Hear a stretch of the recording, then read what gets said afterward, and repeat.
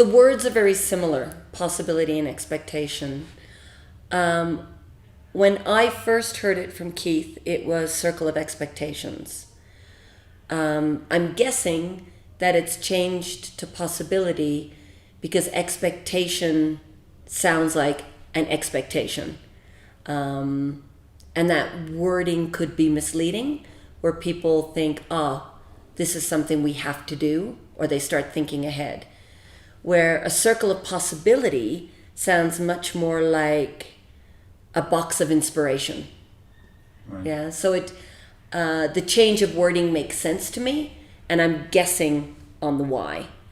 It could just be one day he said possibility instead of expectation and liked it. I don't know. Have to ask him. But that's my guess.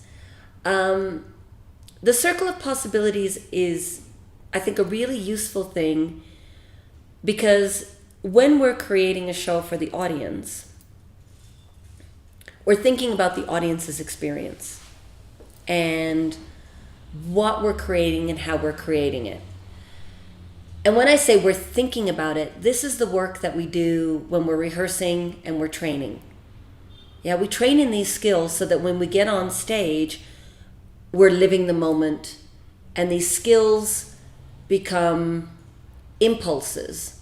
So we don't have to think on stage, but we have to understand our work. So it's hard because we're thinking about it, but we're not thinking about it. The audience sees things in the circle of possibilities.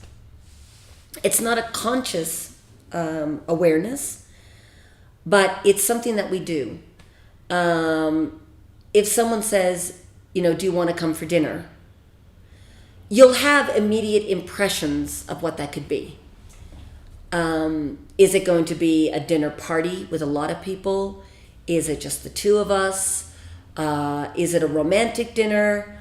Is it early evening, late evening? All of these things are possibilities based on what that person has said. And in conversation, we usually ask questions to focus in on what's actually the point.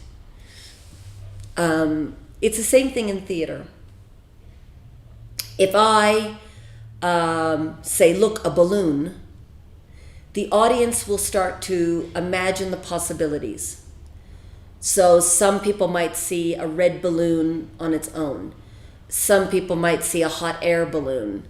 Some people might see a balloon that says happy birthday. Some people might see a clown holding balloons. Some people might see a balloon store. Some people might see a balloon not even blown up.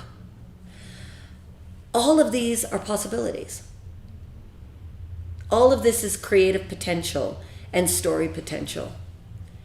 Understanding that that's how we respond, that each word is an inspiration for possible ideas, allows us as improvisers to be obvious.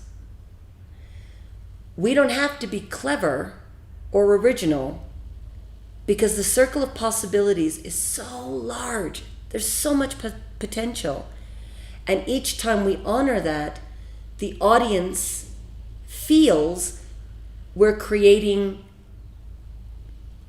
the story they want, but as if we're inventing it, and they're amazed at our imagination.